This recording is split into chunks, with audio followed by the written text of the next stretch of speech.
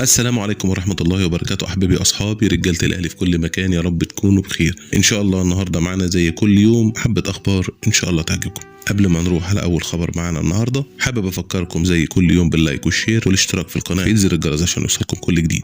يلا بينا على أول خبر وما نطولش عليكم أكتر من كده. المران الأول للفريق قيادة مدربنا ريفيرو استعدادنا لكأس العالم للأندية. الظهور الأول لخوسيه خيمينيز مدرب الحراس الجديد من تدريب اليوم.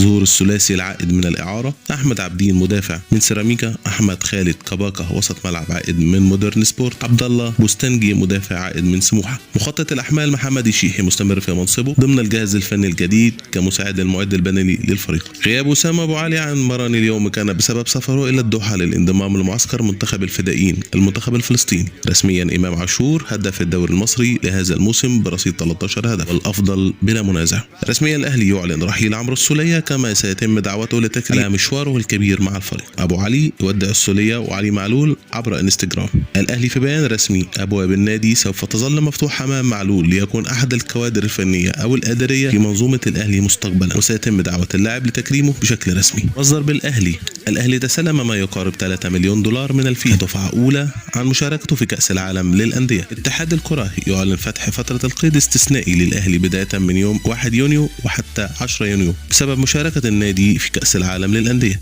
نادي كهرباء الإسماعيلية يتأهل للدوري المصري الممتاز رفقة وادي دجلة والمقاولون العرب. انتظام حمدي فتحي في المران الجماعي للفريق الذي أقيم مساء أمس على ملعب التتش بالجزيرة.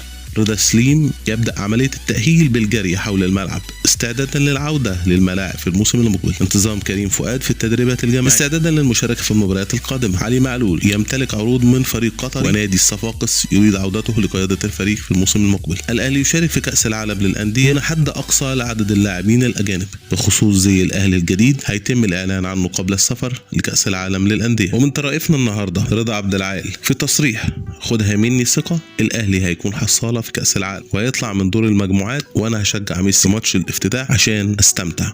هو انت مش بتستمتع بس لما ميسي؟ مروان حمدي لاعب بيراميدز: 30 مليون مشجع من بيراميدز يحلمون بالتتويج بدوري الابطال. طب احلف كده. وبهنا احبابي واصحابي رجاله الاهلي في كل مكان نكون وصلنا مع بعض لاخر خبر النهارده. يا رب تكون كل اخبارنا عجبتكم. ما تنسوش قبل ما نمشي حابب افكركم زي كل مره باللايك والشير والاشتراك في القناه، تفعيل زر الجرس عشان يوصلكم كل جديد. اشوفكم بكره على الف خير. سلام يا ارجل ناس، سلام.